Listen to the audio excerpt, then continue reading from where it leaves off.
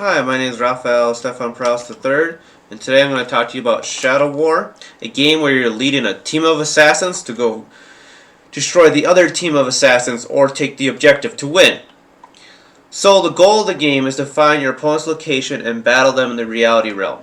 Battling will accumulate points, and the player with the highest points at the end of the game wins. Okay? So what we're going to do is we're going to go ahead and go through how the game works. So I highly recommend that you learn the light version rulebook first, which is a 2-page document giving you just the essentials. This version right here is for everything in the game. So what you'll do every turn is you'll select 4 actions you want to do and perform them in any order one at a time. Pick 4 from the table below. You can mix and match and choose your choices for the actions every time. Now when I say 4, I mean 4 action economies that you have to pay for the actions. Because some actions are free, some actions cost 1, 2, etc. The reason why I say pick 4 is to get your head understanding that you're doing 4 actions.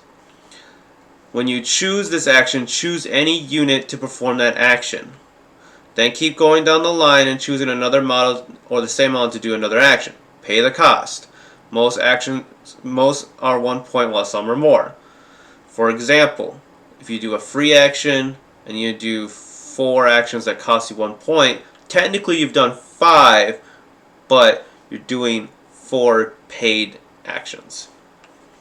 So here's what you do every round at the start. Remove trails from the reality board. Do not reset your shadow board trail. Check your location on the shadow realm. Gain a once per game power. Refresh your datasheet card so you can now perform a unique action. So what's going to be happening here is, for example, let's say that this leader model is on A1. Okay, so what will happen is that you'll have the reality board right here that both players will interact with, and you'll have the shadow board for each player. So there'll be 3 boards. The reality board is where each players work together and battle each other. These shadow boards are mimics of this, and it's to hide your position. So an example of that would be this leader model from A1. Let's say he moves to A4. Okay, you're going to keep tally of that, right? He's moved that way. You wouldn't mark it here on the reality board. What will happen is that by process of searching, you're searching with the 5 senses in this game. Let's say player blue decides to search space A1. Well, what happened is this leader model here, this red leader, will say, I have been there. He'll mark out that he has been there just like that. Now it's up to blue player to figure out more clues to find out where that red model is. If he doesn't, when the next round starts, this will be pulled off the board. So, as you can see here, here's an example of a setup. So let's say it's round 1. Let's say red player is going first. Let's say he decided to attack, had a different model attack, and another model decided to attack as well. Okay, so as you can see, you can double up sometimes with the same actions, or you can go ahead and do these ones right here. But after you spent your 4 actions, you're done. You pass it to blue player. Then blue player would take their first turn.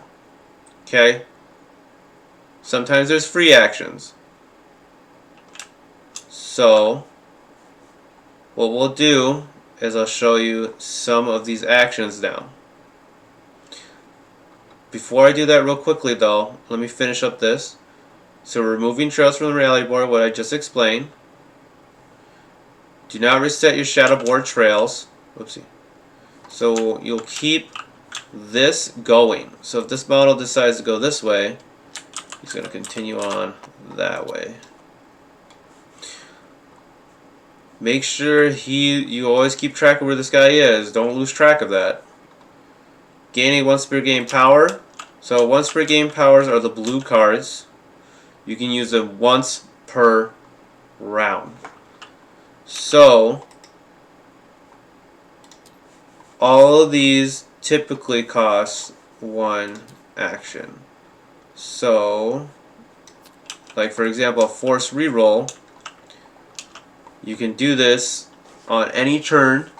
You would throw this down and say, I'm going to do this. Those are once per game powers.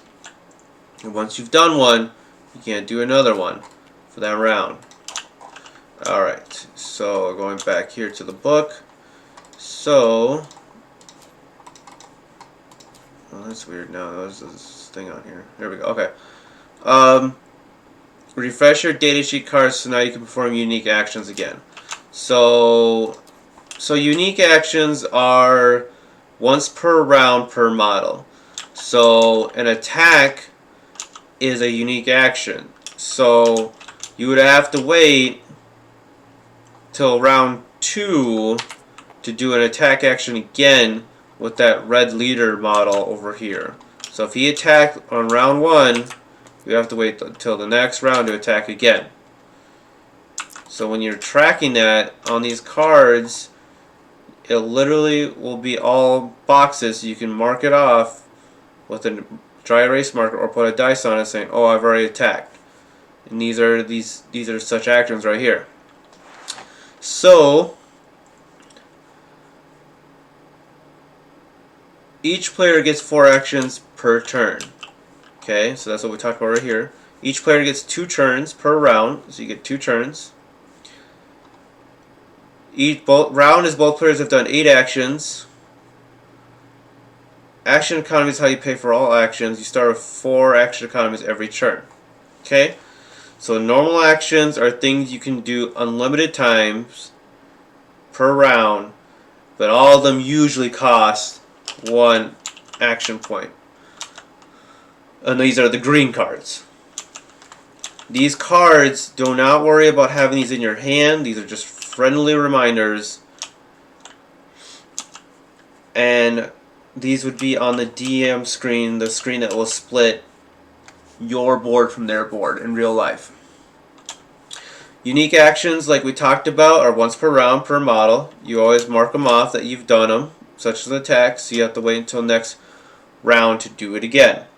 Free actions are free, and you have to do these always before you pass it to the enemy. So these are quick shortcut references for these, but the greater detail for these actions are on page 15. So I'm not going to go over greater detail on every single one, but every card will have information on these, such as pinpoint search. I'll do that later in the video. So how to move. So recording where you started and ended is very important. Make sure you draw a path on the stealth board. So in this game, it does not matter how you move. You can move horizontally, diagonally, whatever, but you move your SPD, which is speed. There are plenty of references in this game of what every acronym means. So for example, this model moves 6. So if he moves 6, 1, 2, 3, 4, 5, 6, right?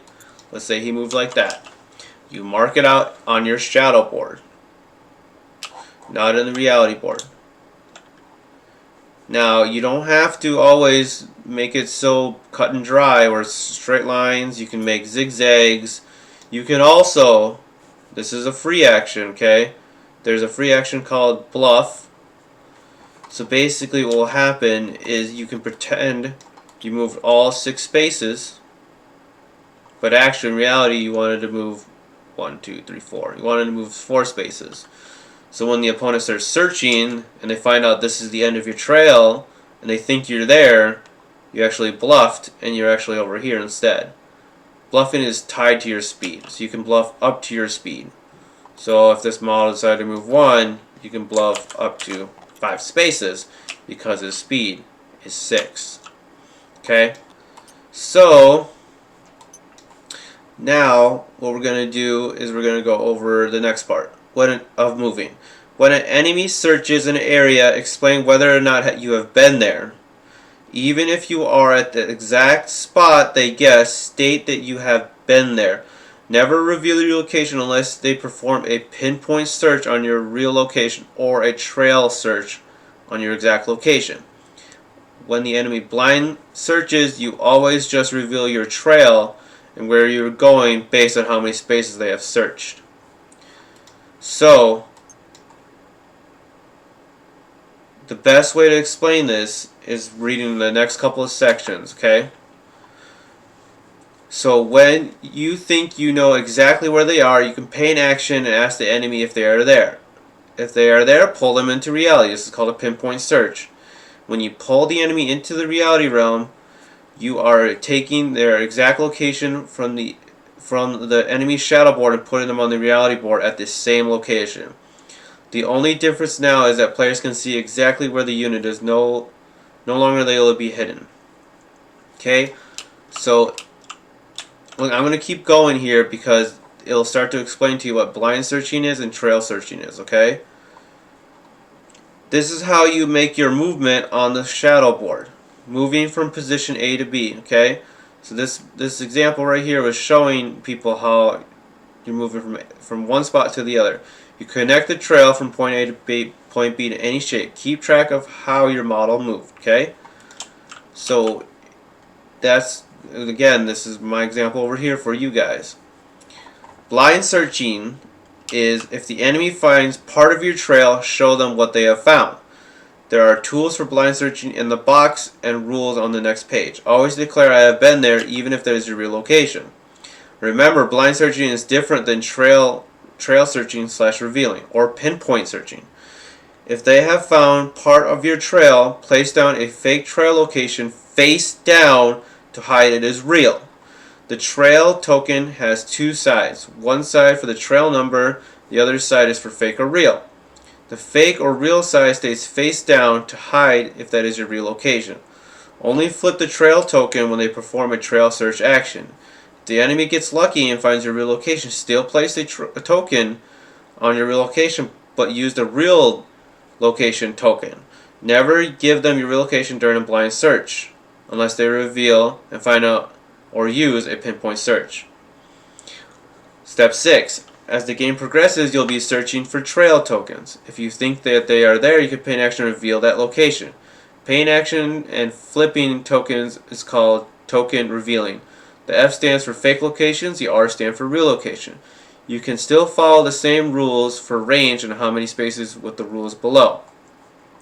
Make sure you keep track of whose trail is who. You must always declare what you are doing, just not where you are in the shadow realm. When you reset the reality board, you need to check your weight class as well. So now I'm going to go over this in a little bit more detail. Okay, so what will happen is, let's say he moves from here to here. Okay, and let's say we're not bluffing, we're going to just keep it simple here. Okay, what's going to happen is the blue player is going to search with the 5 senses. Okay, so, and as you can see, the stronger you are at searching, the better you search. So let's go ahead and, oh, I forgot how to do this. Let's go ahead and take this level 2 searching template here. So let's say that blue player decides to search down here. Okay, he's going, are you there? Red player goes, yes, I've been there. Then at this point, make sure, as you can see, this is trail number 1. You need to keep track of who is who. You mark down that. Okay? This is called blind searching. Blind searching is when you're just going in the middle of nowhere and trying to find something. You pay that action to do that. You can also pinpoint search and declare, okay, I'm feeling lucky. are you at this location? Doesn't matter if you see the token or not. You can always just ask if that's the real location. It's a little harder to do though. So at this point, we've performed a blind test and we found out this. Now we can also do trail searching, flipping these tokens. So you still use this tool, you still follow the same rules.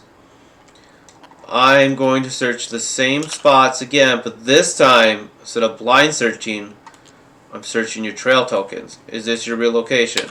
Flip them over, these are Fs.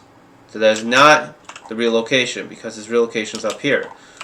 You use the R token correlating, it'd be 1R right up here if that was his real location. And if he searched that token and found that was your real location, then at that point you bring them into the reality realm. So let me make sure I covered everything.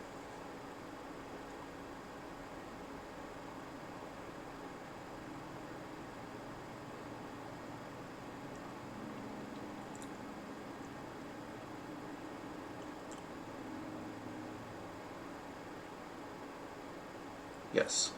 Okay, so what I'm saying, like we said earlier at the very beginning, you know, at the start of every round, you're removing trails from the reality board, right? So if the enemy doesn't get lucky and they don't search this or they forget or whatever, it's their fault. You remove these tokens if your weight class says so. So, for example, this leader model, he's a heavyweight. So his trail lasts for 3 rounds. So this will stay here for 3 rounds because he's a strong unit, he's heavy, he's leaving big footprints. So all those references will be there. So now we're going to go into, when I say there, the player support mat, support information on the cards. There's a lot of support tools in this game. So now what we're going to go is into the 5 senses. So this is how you search besides just going random spots one at a time, pinpoint searching, are you there? These are more thorough and more exact. So the 5 senses are touch, smell, taste, hear, sight. So touch is how close they are to you. This is a quick overview. Smell is pick up their path.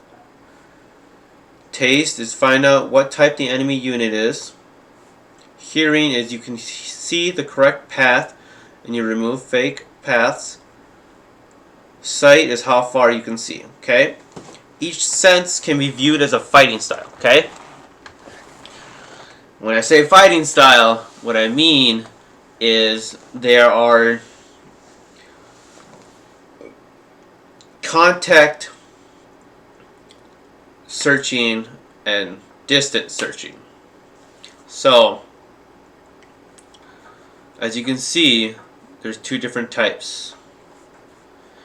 Each sense can be classified as either distance searching or contact searching. When you are searching, when you're distance searching, you are basically searching within a range, and when you are contact searching, you must end your movement on a certain location. So, touch is close combat fighting. Okay, so that's contact searching. That means that you're going up into an area and searching that area. Where sight can be viewed as a ranged attack. You're looking far away, trying to find out if they're there. And hearing is similar, very similar to sight. You're doing the same thing. You're going out at a distance or close. You know, sight can be close as well. But hearing is a little unique because you can do this on your enemy's turn. So, and smell and taste are the support roles. They don't search spaces, they give you more clues and information about the enemy. So when you search or reveal a site, you always search and reveal in a straight line. Okay, so there's tools in this game, like I said earlier. So let's see here. Here's site. Here's touch. Okay. So sorry about that. So you're searching in a straight line. Okay. So if you were on L1, you could search like this. Obviously, you can always search your space, but you could search like this. This is an extreme.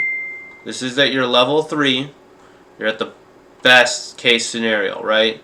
Level 2 is a little bit less. Level 1 is very much less. You know, when you're searching with hearing, you always search and reveal an area, right? This is what hearing is. Right here, you're using this to hear from the enemy. And this is as well can be hearing. This is an additional 2 spaces. This is searching from 7 to 9 now. You know, this is 9. Okay, so when I say rooms or zones, this right here on the board, you can see they're all like grays and whites, right? This is zone or room number 1, right? You can see that they're all different rooms. So this template right here is the exact shape of that to help you out as well. And that's for touch. Touch is the only thing that uses zones or rooms. So when you perform a sense to find the enemy, there are 3 ways to search, right? Blind searching, which means you have no clue where they are and you are searching in random locations. Trail searching, which means that you have clues on where they are because you have found part of their trail. You're going to reveal their trail for more clues. Pinpoint search is going to exert the exact location to see if they are there, 1 space. Okay, so here we go with the levels now. So at level 1, all these follow the same rules, excluding pinpoint searching. I'm talking about the 5 senses. All 5 senses have levels. For the 3, for sight, hearing, and touch, they all are on the same thing. So for level 1, sight, you're searching 1 space. For level 1 hearing, you're searching 1 space at a range of 1, right? So for blind searching, you can search certain parameters for each sense. Always be wholly within the range for searching for random locations. You must always draw range from your unit's location. The range of searching is based on the level of your sense. So, for example, I'm going to go ahead and grab this leader model, and you can do this in the shadow board if you're on L1, or you can do this on the reality board. If you're on L1, let's take a look here. So he has a level 3 sight. So level 3 means he can search within a range of 15, 9 spaces. And if you remember, sight is a straight line. So that means he's on L1, right? So he can go like this and search. Nah, let me move these out of the way. He can search these spaces right here, or he can move like this, or up here, because it has to be wholly within his range of 15 spaces from here.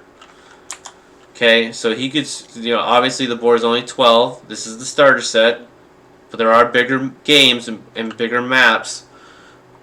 But right now, you can see that he is within 15 spaces. He could also go like this in a straight line, search in that direction as well. He cannot, however, go something like that, right? Because there's no way for him to be a straight line for that, because you can't go to K0, right? Neither this as well, because there's no way that he can do that, because these don't line up properly. So, if he did touch, right? He wants to touch this room and search. Let's look at his touch now. His touch is level 3. So he's going to search all these spaces right here. He's going to search this whole room/zone. Okay. Let's pick something that's kind of not good here. Okay, taste. Hearing. Hearing is level 0. So level 0 means nothing. He cannot hear. He cannot do it on the enemy's turn. He's doing nothing, right? So for trail searching, you search X amount of tokens on your level. Each sense tells you how many tokens you are searching and what shape you are to make. There are 2 support senses to help you gain information from the trail. So like I mentioned, let's say that he moves from A1 to A6. Let's say blue player uses a level 2 hearing and searches down here like I did earlier. Oh yes, I've been there. Boom, boom. Okay. Now if he wanted to, he could use that level 2 searching again and search these 2 tokens to find out if that's his real location. Or he can use taste or smell to try to connect the dots, right? So touch, you can see here, I'm so sorry. Smell, you can kind of connect the dots, right? So what will happen is, let's just say that his smell is level 3, okay? Connects trails start to end within range, okay? So what will happen is, if you go up, this is distance, so you can search. Let's say that let me grab a model here. Let's say this assassin is right here. He's at level 3, so you can smell within 15 spaces of him. So this is within range. I'm going to smell this trail, and I'm going to connect the dots because I'm level 3. Alright, now he has to connect just like that. Okay, this is level 3 obviously, so this is the best case scenario, which helps him out faster. Taste is a contact one now, right? So now, instead of being further away, he has to come up, right? He has to go up to the trail. Now he has to taste it. Let's just say it's level 3. Who are you? He gets to find out who they are. Oh, this is my leader model, Ben Gorgon. I am, that is who this is. That's what taste does. That's what I'm talking about with support for taste and touch. Sorry, taste and smell. So, again, just as a reminder, you're using these to search blind searching and trail searching. You always have to declare, okay, this assassin's going to blind search here. Okay, let's say he's blind searching here. Or he's trail searching these 2 trails. You can't do both. You can't go, I'm going to blind search here and trail search here for one action. You can do the 2 separate actions. I can blind search here for one action. I can trail search right here for one action. Alright, so here's a quick information about all the sights and taste and smell and all the 5 senses. So the last thing I want to let you know is that you can combo the senses together. You can combine any 2 senses together and any 2 senses and add them together. You got to get a score of a 6, right? You must beat a score of 5 and perform the combo of the senses. Take any sense levels on the card of your unit, any 2 levels on the card of your unit, and if they equal 6, when you add them together, you can do a combo. So if we look here, Ben Gorgon here, he can combo his sight and touch together. He can combo his sight and smell together, but he could not successfully combo his touch and taste or touch and hear together. So when you do a combo, you can perform both senses rules normally. Okay, so for example, let's say he's doing sight and smell. So he's going to perform his sight normally, and he's going to perform his smell normally. So he has to declare, am I doing a blind search or am I doing a trail search, right? So you got to specify what you're doing, but you can perform those 2 things normally. The bonus to combo is plus searching or revealing a extra 6 spaces, okay?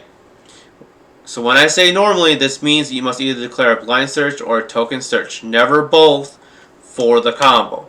So, in this example again, let's say he's doing trail searching with sight, smell. So now all 3, because remember he comboed, are available to search trail tokens. So he would, let's say he's at, let's say he's at A6. Let's say we found an enemy is over here by, process of elimination. He's going to search, okay? He can do this. So he's going to search those 2 tokens. He's going to smell those 2 tokens. And he's going to search those tokens, trail tokens, in additional 6 spaces. So, for operations, he would first smell because he wants to gain more information. Let's say he gains, obviously as the attacker you get to choose. Let's say he finds out the trail started here to here for blue team, right? From A12 to A5. So now he's going to search these spaces, flip them all over, right, and figure out are they real or not. Let's just say, for the sake of argument, that all of this is fake. Now, what he can do as well, he can search an additional 6 spaces for these trails. Right? Obviously, he's already done it all. He can't do much anymore. But, let's say that there was another trail right here that was in there. Let's say there's another pile of 3 there. He's like, okay, well now I'm going to search these additional 6 spaces. So you can combo them together to make your searching more efficient, and you get a little bonus.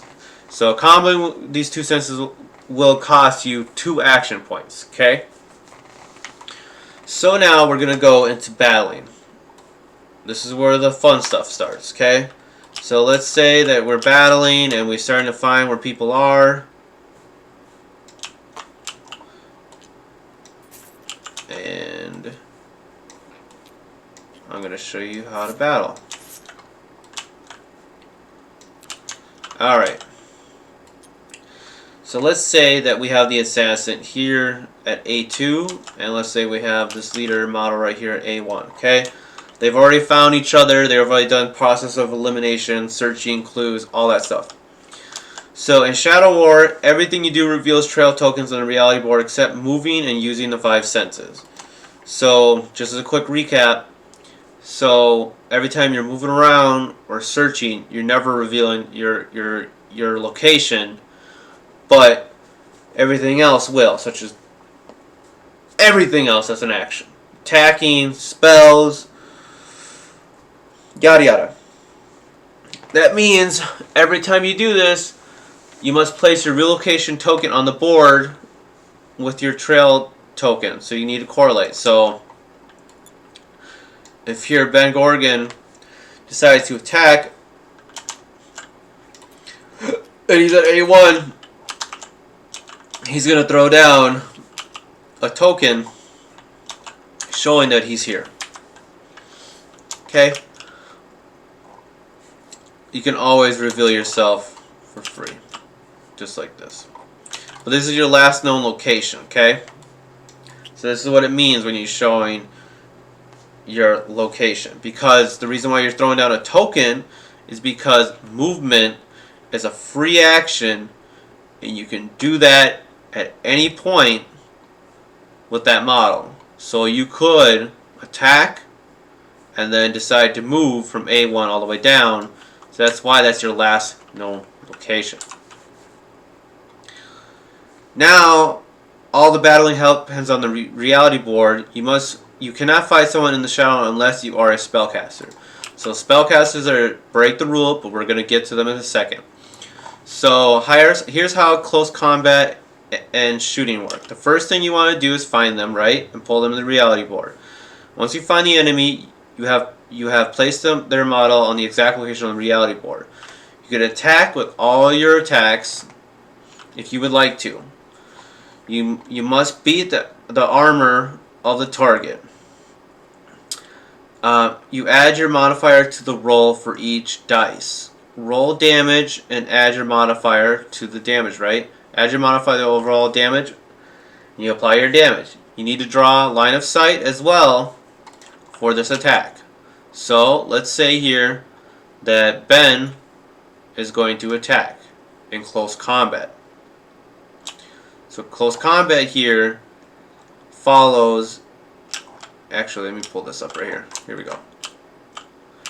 So you roll your X number of attacks plus your modifier. So the modifier for close combat hitting is CC. And aim is for shooting. You still follow the same number of attacks for both. So you have 6. Let me pull this over here. That'll probably make it easier. Here we go.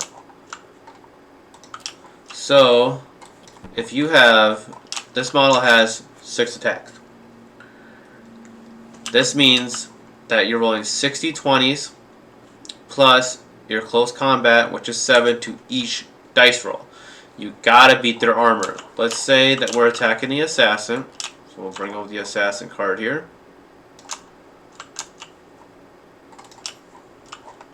Now the assassin model has an armor of 12. So now what will happen, let's say that we got, I'm just going to roll 3 dice to make it easier for you guys. This roll right here. So as you can see, plus 7, a shortcut to this is you just take their armor minus your bonus and add 1 because there's no ties. So 12, 11, 10, 9, 8, 7, 6, 5, plus 1, 6. So you need 6s or better to beat it because 6 plus 7 is 13. So all these hit. So obviously if this was a 1 it would miss. You would take these 2 hits. So what will happen is now you convert all these dice, these d20s, into d6s now. Okay? So what will happen is now you're doing damage. It's d6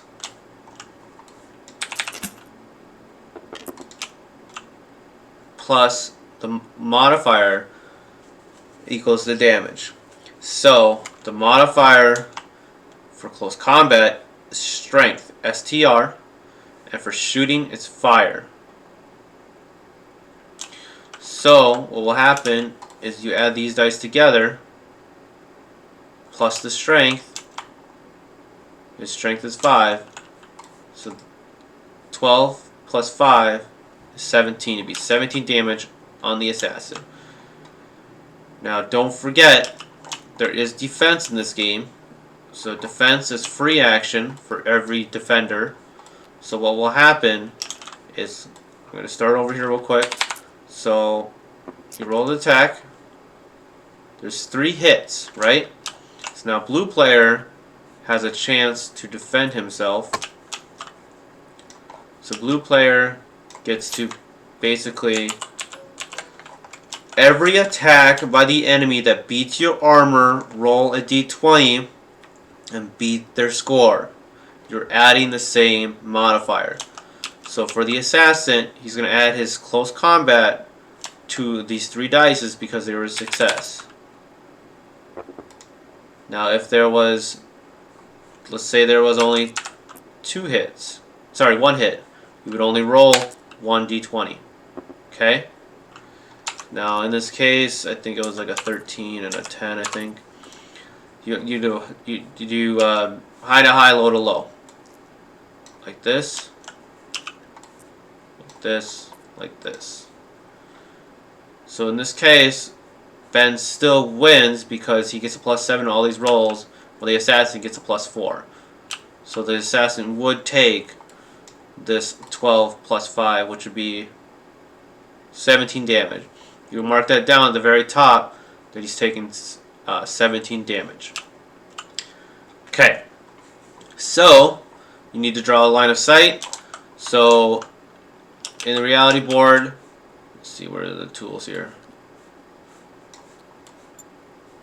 Okay, hold on a second.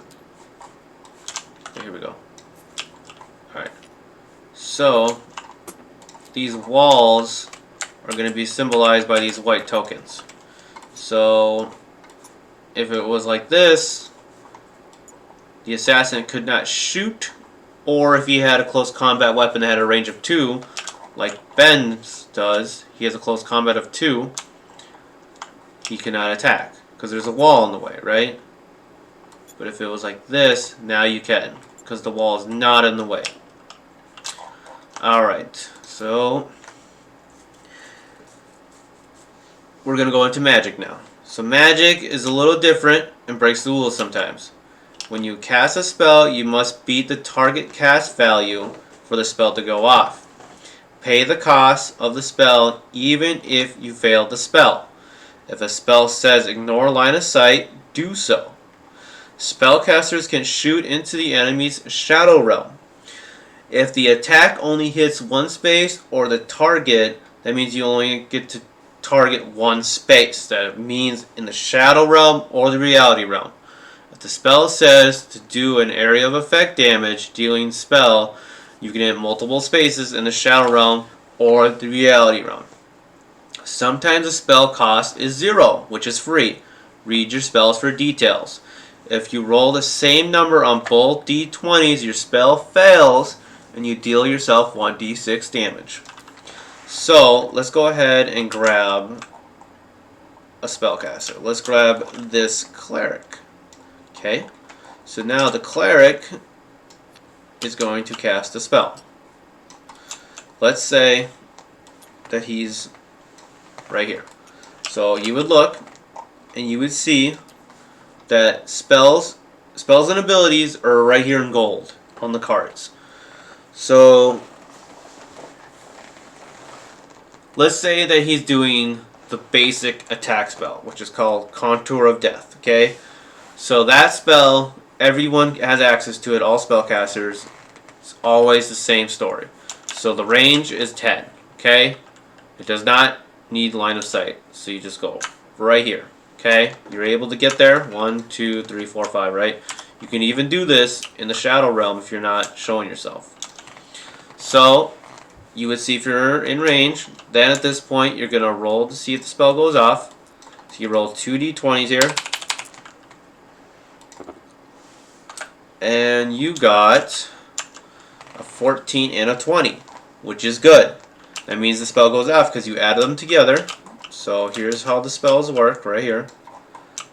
So you roll 2 d20s and add your spell modifier.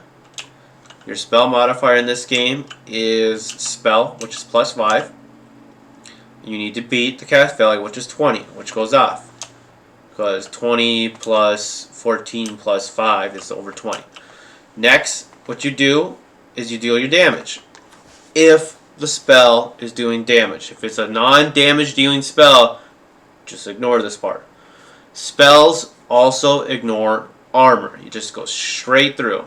So the damage is always on d6s in this game. So it's d6s plus your arcane modifier to equal the damage. So I already know Contour of Death is 2d6 damage. Okay.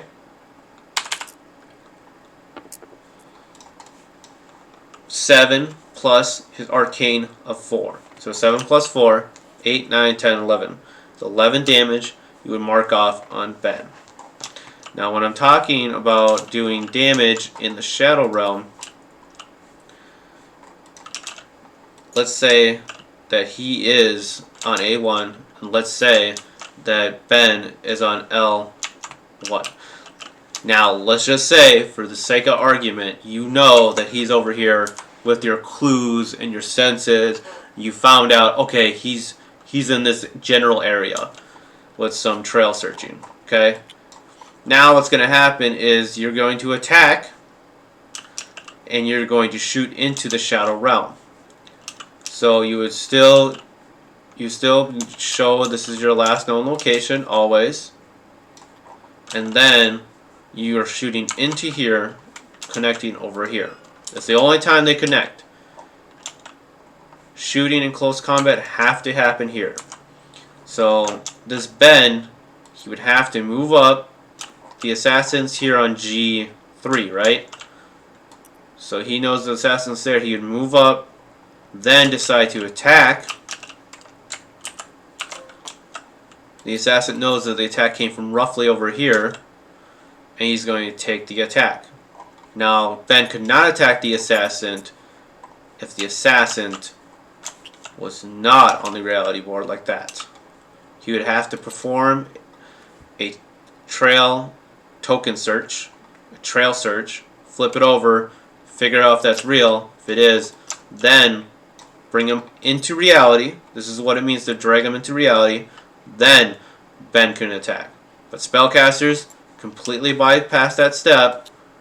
They can go ahead and just shoot right into the Shadow Realm, even if the model is not on the reality board. Now, when I'm saying area effects and stuff like that, in this game, there's like area effects where you're hitting multiple spaces like this. And if you're hitting like that, you go, are there any models in this board in your Shadow Realm? And they say yes, you're hitting multiple models, compared to single attacks like Contour of Death spell. So that's the difference. So now we go to objectives. Objectives. So every time you grab an object, you must pay an action to pick it up. You can pick up the objective by ending your movement on the location of the object it is, or on one space next to it. You have to be on the same floor level as the objective. You immediately end your movement after picking up the objective. Every time you move with the objective, you must place a fake trail location at your previous starting point on the reality board. Objectives are only scored at your tower, and your tower is destroyed. If your tower is destroyed, you cannot score any objectives. So let's go over the deployment of towers. So for this game, for the starter set, everyone starts in the back line. So blue player, would start back here in the 12s. Red player starts in the 1s, right?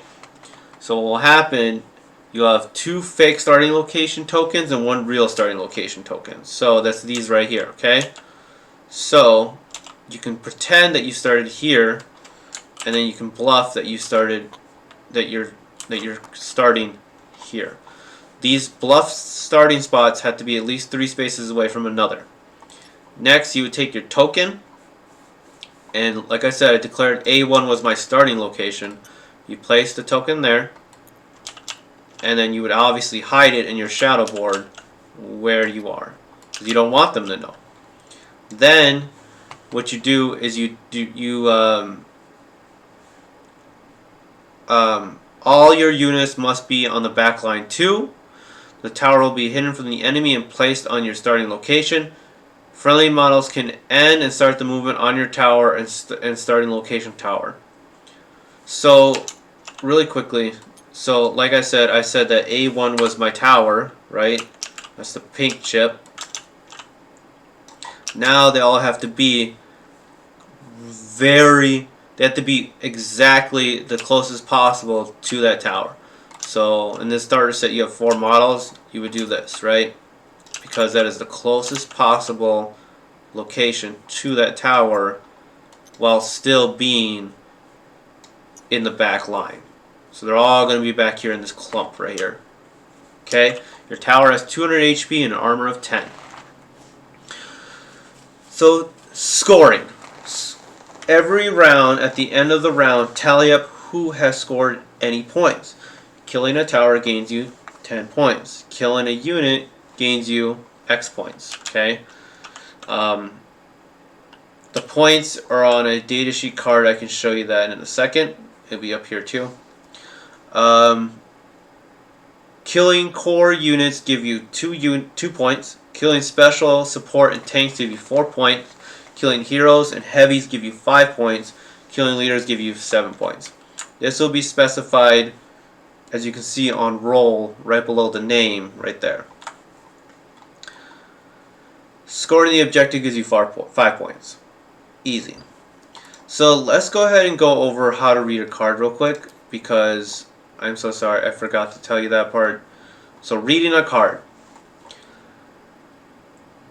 So here's a generic card right here. You have your name, your speed, your health and armor, your range for close combat and shooting, your role and your weight class up here, your number of attacks, your close combat modifier, your ability, your fear modifier, your stealth modifier, your strength modifier, the average damage your card puts out, how many spells you can cast and deny, and these down here are to mark off that you've done this and you can't.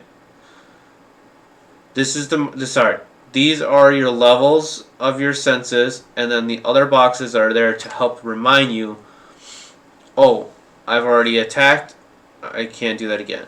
Aim and fire are down here as well, and so are spells and arcane.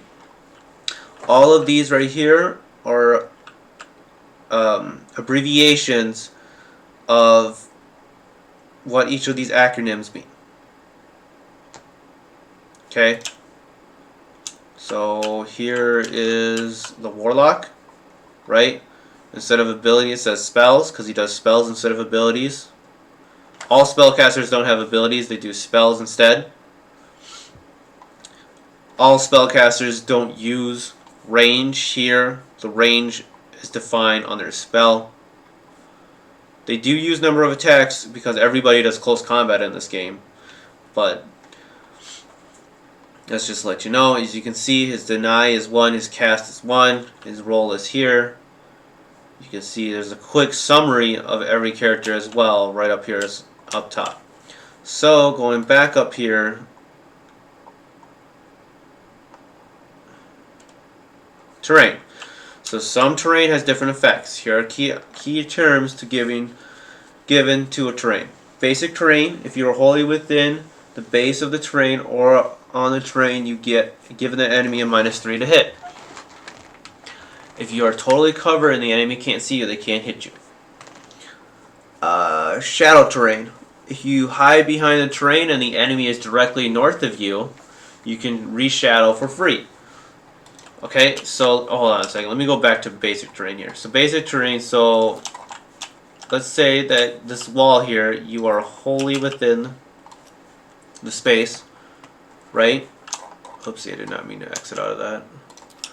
You are wholly within the terrain. I'm giving the assassin a -3 to his hit roll, okay? Doesn't matter if it's close combat or shooting or spellcasting, it's a -3 to hit.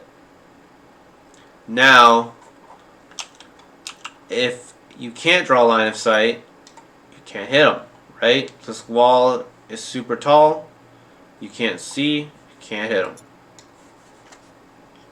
Shadow terrain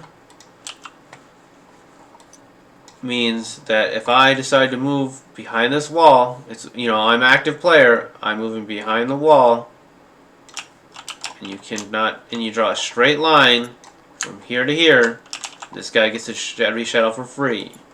You can't go like this. This is not a straight line. This is a straight line right here. Now he can reshadow for free. Portals. They connect to each other. When you end your movement on the portal terrain, you can move to another of your choice. You can never end your movement on the portal terrain. You cannot use portals when you have the objective. So portals are these black tokens down here. So the assassin, let's say, this also works in the shadow board. That's the reason why they're marked off is in here as well. So if he decides to move from J1 all the way to the portal, you know, he goes 1, 2, 3. Let's say portal's out here. 4. 1, 2, 3, because you've already counted the space. 4, 5, 6, right? Let's say he ends there. He could have portal out here, like that. You can never end your movement on a portal. Okay. Danger terrain. When you pass or end your movement over this terrain, you take 2d6 damage. Reveal terrain. When you pass or end your movement on this terrain, you place your model from the shadow board into reality board. You pull yourself into reality. These are terrains such as like bonfires or lanterns, and they basically always reveal your location. Doesn't matter. So once per game power, or right here, you never pay the action point for once per game power. At the start of the game, you bring 5 cards to the game. You can only use one per round. So you pick 5 to start for the game. You play 1 every round. If you miss a round, too bad. You can't go backwards. You only use them once per round. Alright. Here's some glossary information here. And then there's some visible examples here. And then here's more details on actions, which we're going to go over as well, about more detail on actions. So we've gone over attacking. I want to go over reshadowing. So let's say here that this, let's clean up a little bit here.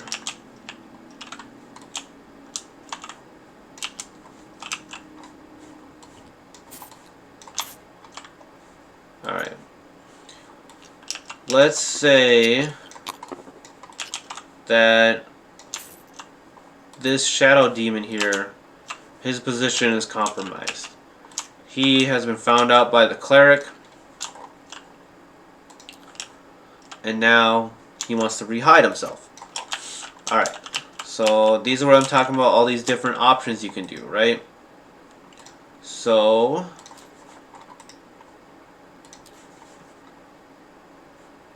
here we go, reshadow.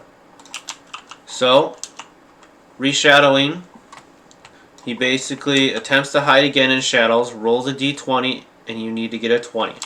Add your STL to it, okay? So what will happen is you'll roll a d20,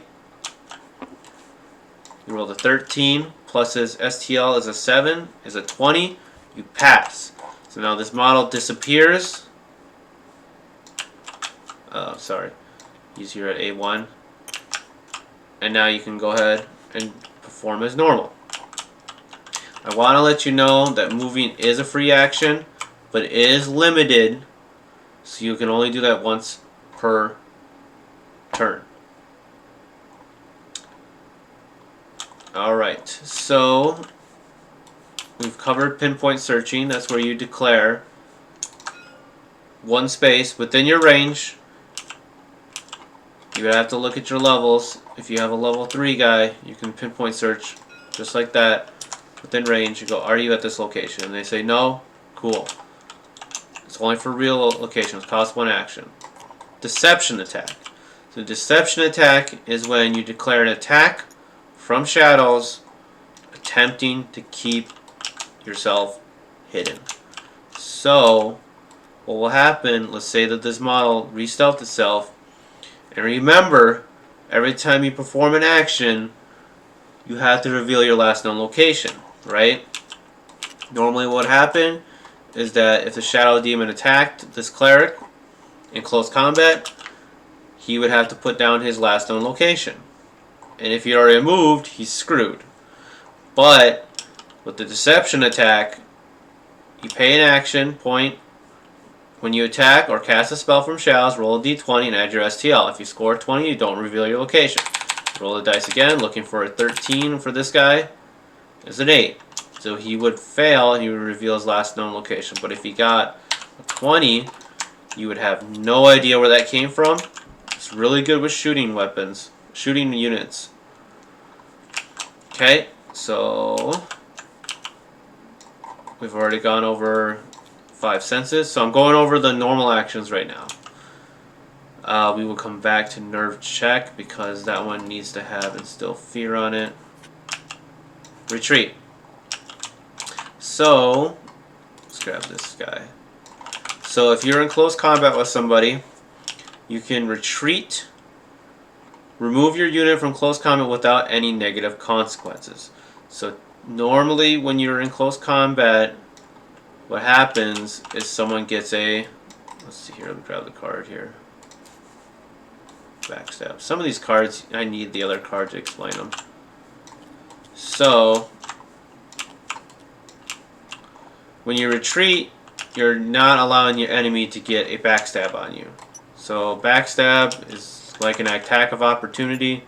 So basically what happened is when he moves away, when he leaves his engagement range, which is within one space, so all these 6 spaces here are his engagement range for close combat.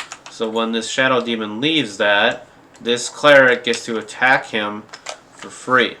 But if you pull the retreat action, now you don't have to worry about being attacked. Also, the benefit to retreat is when you're in close combat, you have to do close combat attacks. So when he moves away, he can shoot again. He can also cast a spell, but when you're in close engagement range, close combat, you have to do close combat. So that's the benefit of this. Surprise. So this means, so you only can do this when you're in the Shadow Realm. So if the Shadow Demon is in the Shadow Realm, attacking from A1, this cleric, he can pull off Surprise. So Surprise is basically a bonus attack. Okay? So what will happen is you get to add plus 1d20 and you get to reroll ones on damage, but you must attack from stealth. So what will happen is this guy is in shadows, he's attacking, so normally he has 5 attacks, now he's getting plus 1. So now it's turning to 6 attacks, rerolling ones on the damage. Okay. Now let's go back to nerve check. So nerve check is on this pile here. Here we go. So what will happen is, just like in any other war game, there is morale, and in my game it's called Instill Fear. So what will happen? Let's say that this cleric is going to try to scare this Shadow Demon. Let's actually pull him a little closer over here. So he's going to try to instill fear, so the range is 3 spaces away, so he could be this far away.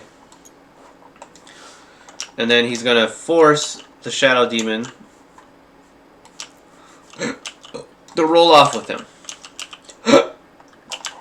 And you're going to add their fear modifier. So for both of these guys, so red player, blue player. Red player gets a 14 plus his fear, which is 5, which is 19. The cleric has a 12 plus 4, which is a 16, which fails.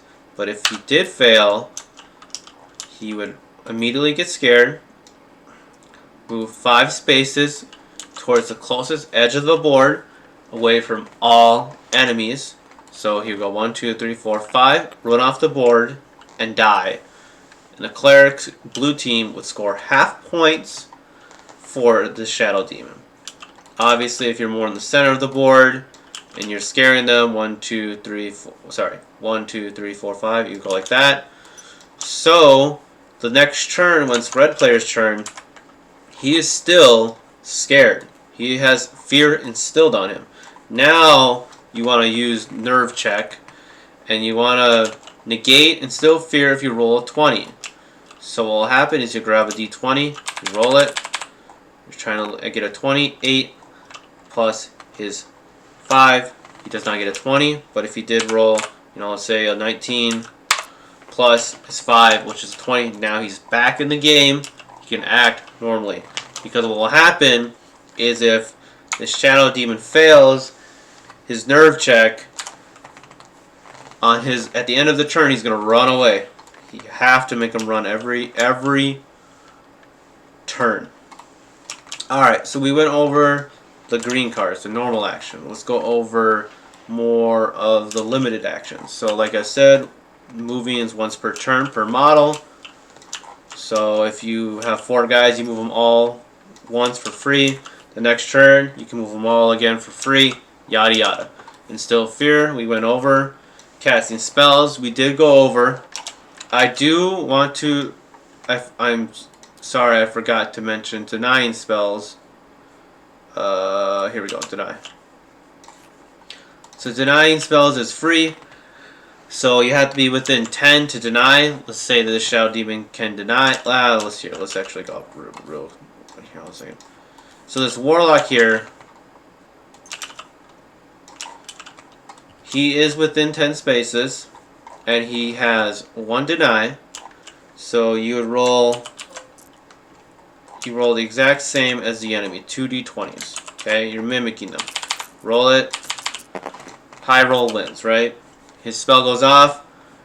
I deny him because my score is a 34. His score is a 27. I deny. Okay? You cannot cast the same spell every round. So you cannot, in this case, the Warlock can cast Feel No Pain or Death Ray. You can't cast that multiple times. The only exception is Contour of Death, because that is the basic attack spell. Every time you cast Contour of Death, it goes up by 3 in value. So from 20 to 23 to 24, it resets though at a new round. So if you cast it 3 times in round 1, then the next round it's a 20. But the first round, because you cast it 3 times, it's 3, 6, 9. It's a 29 to get off. Okay, so now we have abilities. Abilities are in gold. Only non-spellcasters have abilities. You read it, you pay the cost. For example, Shadow Demon Soul Eater says, when attacking from stealth, gain +5 to close combat. Easy. Pay 1 action point. You're good. Some of them are defensive. When they are defensive, that means you can activate them at any time. You still pay the cost. You're paying ahead of time though. So what will happen is if I'm paying for transparent ability, it's a 2 cost and it's defensive. So that means if it's blue player's turn, when it comes back to me, I will now have 2 actions that I can do. 2 action points I can spend on my turn because I paid 2 on blue player's turn. Alright, so same thing as spells. You cannot do the same ability multiple times per round. Attacking is you're using close combat or shooting to do this, and you're just rolling their normal attack. You're following the number of attacks and the range and your modifiers. Overwatch is a defensive attack basically.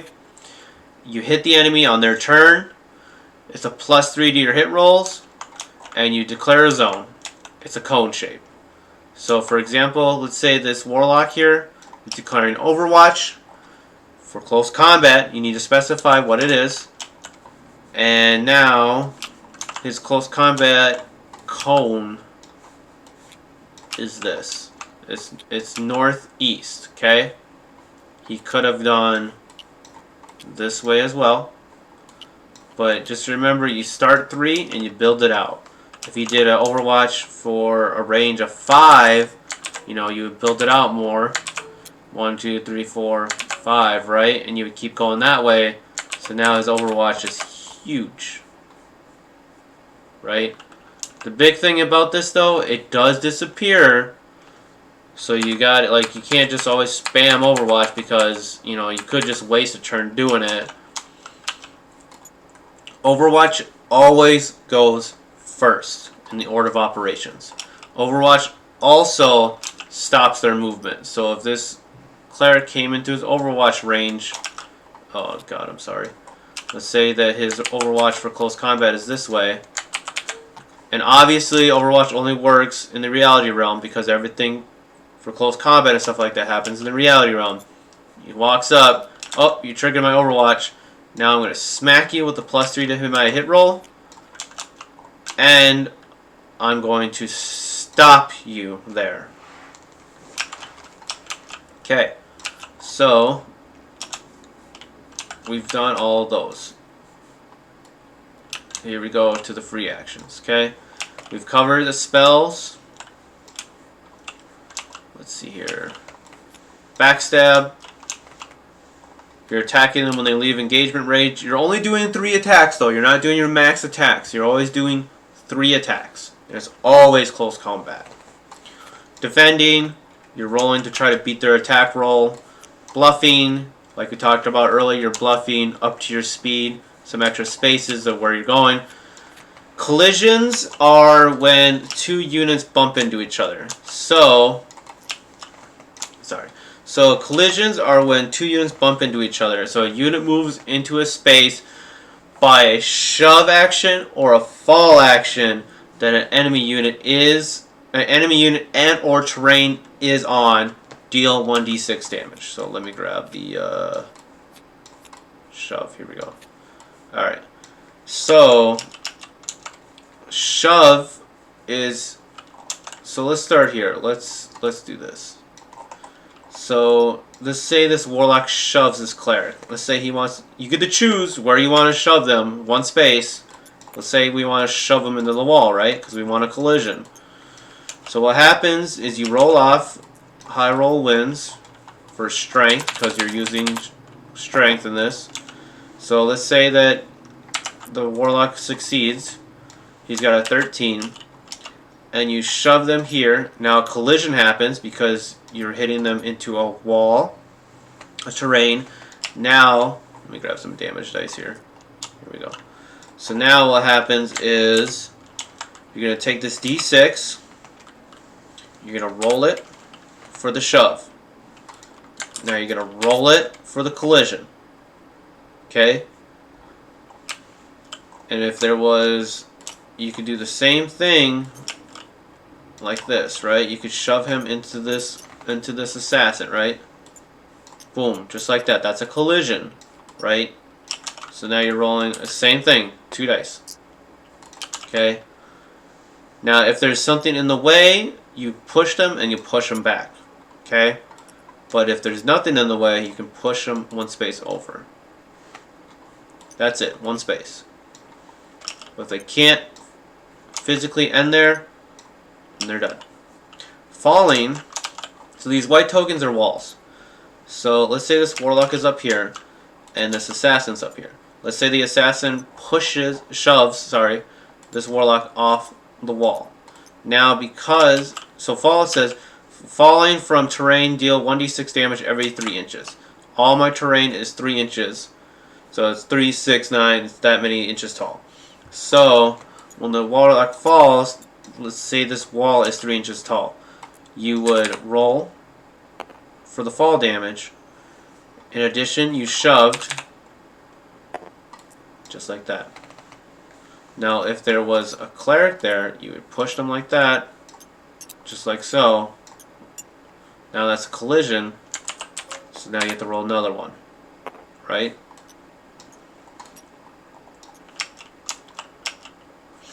And if they can't end there, so the nice thing about shove is if they can't end there, you can push them on another empty space within your range of shove. So you went like this, it didn't work out. Oh, okay, cool. Well, I guess you're gonna end up here now.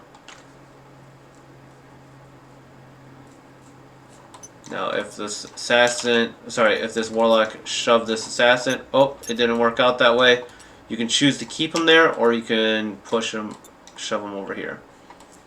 You can't get multiple shove damage in. So, like, if I shoved him here, you know, let's say I did. Let me see. Let's do this better. So let's say I did this. I shove him into the cleric. Oh, cool. This is a collision. All right. Oh, that didn't work out. I don't want to keep him here. I want to move him here. Okay, cool. Actually, I want to keep him here. Boom. You know what I mean? You have to declare if you want to keep him in that spot, or oh, it's not going to work out. All right, then I guess I'll move him 1 space over here. Same thing goes for that fall example. Assassin shoved him. Oh, it didn't work. There's somebody there. You can end here. The assassin's still getting awarded the fall damage, collision, and this. It's that you're always pushing them 1 space over. You can either choose to keep them there, or you can choose to put them in another empty spot. Alright. Sorry, that was lengthy. So, you did bluff. You did shove and fall. Right. So I think I'm on this pile, yeah. Yep, okay. So trapping. Here, let's do this. Let's get these guys in there. Okay. So let's actually quickly talk about attack from above. Attack from above is this. Say this warlock is up here. He's tall, taller. He's in a higher elevation than his cleric. Normally he can't attack, but with the attack from above action, he's going to take fall damage because he's jumping down. So the warlock's going to take a d6 damage. He's going to hit this cleric with an attack from above. Attack from terrain that is 3 inches or more taller, gain 1d20 and 1d6 for every 3 inches above. So now he's dealing an additional d20 and an additional d6 for damage. Right? Now, trapping is when you're on the same location, right? So trapping, most of the time, trapping happens from shadows. So what will happen, let's say that the warlock and the cleric are both in shadows and they're both on space A1. Let's say that the cleric decides to show himself and he passes his turn to red player. Now he can go ahead and show himself that he's on the same space. Now he performs a trap. When on the same location and appearing from stealth, move an enemy unit 1 space and deal 1d6 damage. So it's very similar to a shove. It's just that you're on the same space. You kind of attack from above, kind of imagine that, and you're pushing them over, right? That's what that trapping is. So attack from above, we talked about that. Support. So support is you're getting a +3 to hit and a plus 1d6 damage per each friendly unit near target. And it goes vice versa, a -3 and a -d6 for support, for doing the opposite. So for example, let's say this, let's just get him off the walls here. This assassin wants to attack the warlock. He has 1 friendly unit near the target that he's hitting to gain support. Okay?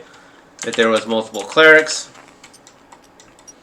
he's getting 4 support now. He's getting 3, 6, 9, 12 to hit, and 1, 2, 3, 4 d6 damage. Okay? The opposite goes for the same. The warlock has himself right here. Maybe I shouldn't use copies here. Let's use this guy. Let's say we have the shadow demon here. So support depends on the target. If the target here is warlock, the assassin is attacking here. He gains a support and loses a support because I have a red model next to the warlock. This evens it out, right? Alright. Friendly fire. So friendly fire happens when you're shooting or casting a spell in the close combat. So let's say the shadow demon here is in close combat with these guys. This warlock is going to support him. He's going to shoot his spell, he's going to cast his spell, the Contour of Death spell, on the cleric. So now he's going to see if the spell goes off, right? He would roll it. Oh, it goes off. So now perfect. So friendly fire hits friendly units on 1, 2s, 3, 4s, and 5s, okay? And you deal damage normally. So as you can see, this one will deal 2d6 damage to the shadow demon enduring armor. Now if this was let's say that this was a shooting attack. Let's say he rolls 2 shooting attacks, 1 hit, 1 miss. So now he's going to roll here. This deals 6 damage to my friendly model. Now this, let's say this hits the target, will deal 5 damage to the enemy model. Okay? Now these 1, 2, 3, 4s, and 5s are unmodified 20s of unmodified 1, 2, 3, 4, 5 on the 20s. So if you're getting like a plus 20 to hit, even if you get that, you still are hitting your friendly models on 1, 2, 3, 4, 5s. Last one is grapple. So basically what happens here is if you are within engagement range, roll a d20 and add your strength. If you score a 20, reduce the enemy speed to 0, but you cannot attack this round. So basically, if this assassin wants to grapple this guy, he rolls a d20, and if he gets a 20, you get to hold him in place, reduce their speed to 0, but this assassin cannot attack for this whole round. If you've already attacked, you cannot grapple. And that covers everything. Thank you for watching. Have a great day.